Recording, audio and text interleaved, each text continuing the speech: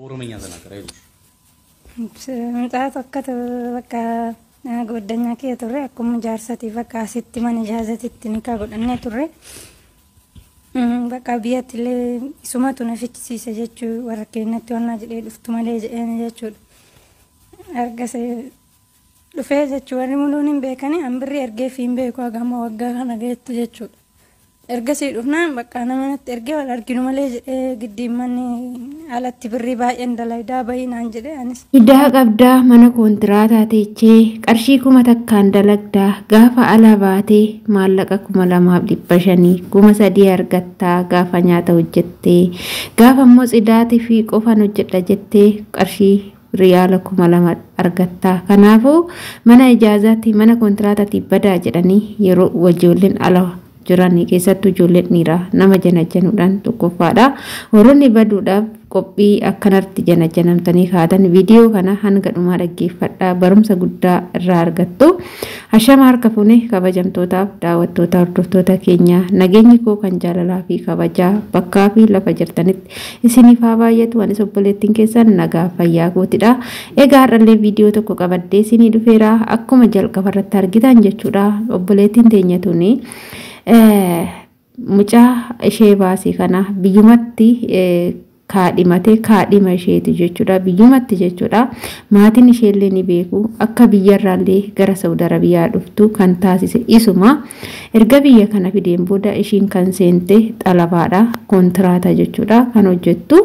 Erga kontiraata hojjechuu eegaltee immoo biyya kanatti maal jedhaani koottu ba'ii wal arginaa akkasumallee immoo maallaqa guddaadhaan gaafa ala hojjette maallaqa guddaa argattaa achitti maallaqa xiqqaa argachaa jirta jedheeni.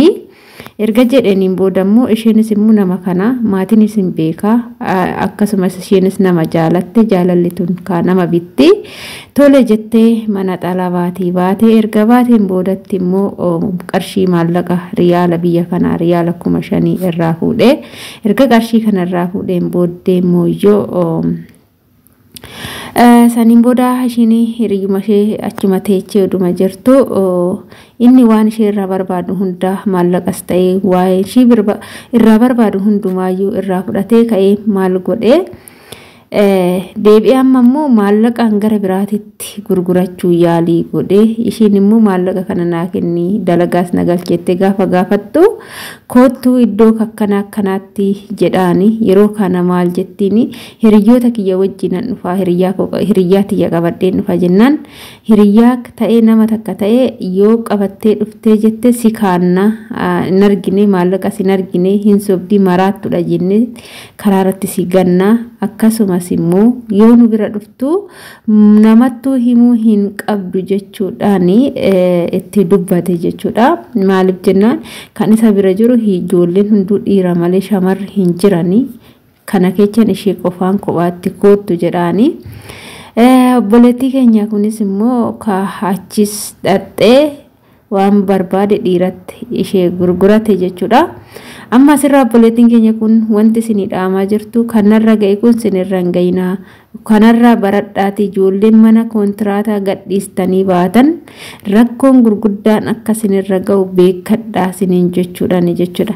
Asirraadhaan immoo wanta kanarratti dabalata kan isinii himu jechuudha. Ani waliin of ta'eetu kanan isinitti dubbadhu ijoolleen kontiraata jirtan aguma fedhellee hojiin isinitti baay'atu madaamin teechanis hamtuu taatu rabbiin si uume waaqa sin uume kadhachaa yaa rabbi kanatti ulfaate naa laaffisi jechaa gadi jedha hojjetadhaa malee ala hojjetnaa ala baanii dalagaa dalagnaa jettanii waa'ee badiinsaa sammuu keechan keessatti hin fidina. Gaafa gadi jettanii qarshii maallaqa 1,000 hojjetatan waan baay'ee godhatu waan nani karoora qabaachuu kaayyoo qabaachuu tooftaalee ittiin hojjettan beekudha malee baay'inni birrii bu'aa siif hin qabu jechuudha. Birrii xiqqeessuun tuni garuu waan baay'ee waan gurguddaa isiniif gochuu ni dandeechi. Anillee akkuma keechani kana baduun hawwee ture dhugamatti baduu hawwee baduu yaade baay'uma bakka badi na godhe ijoolleen ala ba'anii hojjetanii silaa afaanuma namatti tolanii bakka ati hojii dandeechaa afaanis dandeechaa kanaafuu qarshii 2,500 3,000 faa hojjeta kottu baay'inaan jedhanii dhuguma erguman kana jedheen booda gaaf tokko bakka murteessee nan bada jedhee haalatti badus murteeffadhee qophaa'ee jechuudha. Maallaqa dhufanii na fudhatanillee qophaa'ee tanani amma har'umtii galgalan bada jedhee ergan qophaa'een booda namicha dhufee na fuudhullee sa'aatitti dhufullee innis waa hunda natti himee bakka haala mijeeffachaa jira. Maali yooman bada galgala san baduun barbaada jechuudha.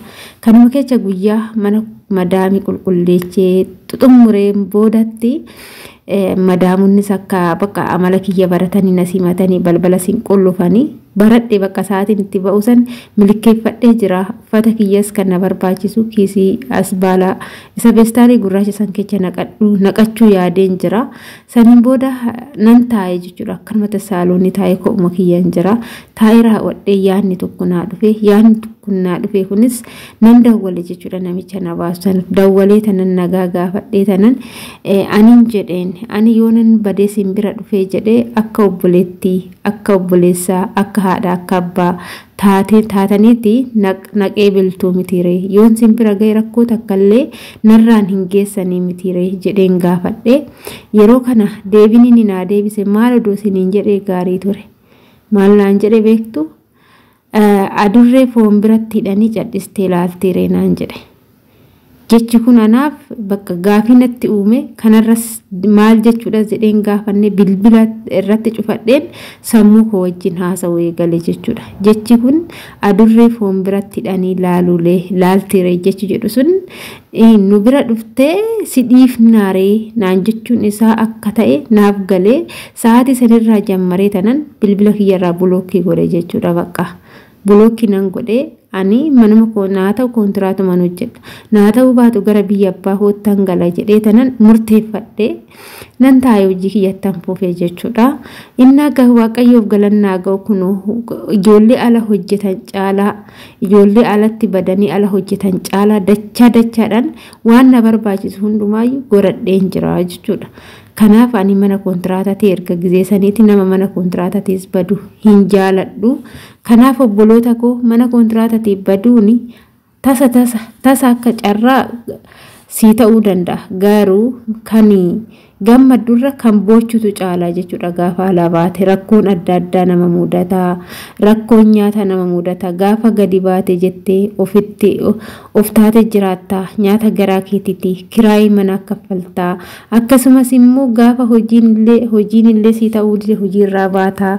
Madaamonni tokko keessattuu biyya kanarratti wannoonni baay'ee mul'achaa jiru. Madaamonni ijoollee hojjechiifataniiti maal godhu maallaqa irraa ji'a 3 ji'a 2 hojjechiisaniiti erga hojjetanii booda jiini yoo ga'e maal godhu gaafa madaamii mindaa gaafattanii ani birriin qabu narraa gadi ba'isiin jettu jechuudha. Maaliif naaf hin kenneettanii gaafattanii yoo narraa gadi hin baane ani poolisii isinitti yaama isiniin jettu jechuudha. Madaamti mataan ishee sababbiin isaa isii waraqatan gaafadha waan ta'eef maalidhaan maallaqa keechaan gaafattu. Ijoollee baay'een haala sanis ni miidhamu. Akkasumas immoo warroota mana ijaazatii baasaniinis ijoolleen baay'een ni miidhamu. Ijoollee baay'een amma alatti nama muraasa akka carraatitti malee baay'een isaanii amma ijoollumti baasa sun ni gurguratu. Mana madaamitti faa gurguratanii mindaa dursanii fudhatanii faa madaamin akka barbaadetti taphatti jechuudha. Kanaaf ijoollee obboloota koo akka kiyyaatitti jechuudha. Qarshiin kumni tokko waan guddaadha jechuudha. Biyyatti yoo ati balleechuu baatte maaragaan hojjettee qabattee biyyatti ergatanii waan guddaa isiniif gooti jechuudha. Kanaaf biyya ormaa keessatti haadha keechan obboleecha keechan wanni firri keechan tokko as hin jiru jechuudha. Kan biratti baddasuun illee orma alagaadha. Rakkoon gaafa isinirra ga'ee jedhee boochanis iyyitanis rakkoo san keechaa ba'uun hin danda'u. Dhukkubsattan mana yaalatitti gaggaba geeffamtanii hin yaallamtan waan hedduu sirrakkisa jechuudha. Kanaaf gadi ba'uu urfa baduu hin yaadina. Yoo waaqayyoon mana gaarii sin geessise ashoo mana badaasoo ta'e akkuma gootanii amata lamaan keechan hojjetattanii maallaqa keechan walitti qabattanii galuudha malee yoo akkuma gootanii waggaa 2 yoo hojjettan maallaqa keechan walitti qabattanii galtanii kaaniin waan wayii biyyatti godhattanii kan irraa haften immoo deebitanii kan dallaalaa godhattanii gara biraas deebitanii jireenya keechan jijjiiruu ni dandeessu jechuudha. Kanaaf biyya ormaatti baddanii rakkoo ofirraan hin gayna isiniin jechuu jaaladha. Asitti namoonni baay'een afaan damma dibatanii sobanii mana tokko isin baasuuf bar maallaqa meeqa isinirraa fudhatu beektu? Riyaala 5,000, 6,000, Wantuma taakku lama sa'aatii lama sa'a sadii bakkuma deemsisu achuma dhufanii sin baasaniif 5,000 6,000 aga 9,000 illee fudhatu jechuudha. Dhugaan sinitti aga maallaqa kana isaanii kaffaltan biyyatti ergattanii wayiin godhachuutu sin fayyada siniin jedha. Ani viidiyoo kiyya sumarraa nan golaba. Turtiin wajjin gootaniif galatoomaa siniin jechuu jaaladha. Hanga viidiyoo biraatti walitti deebinutti mana kanammoo like, share, subscribe gochuudhaan nu jabeessaa siniin jenna. Turtii gaarii siniif haa ta'u. Bye bye.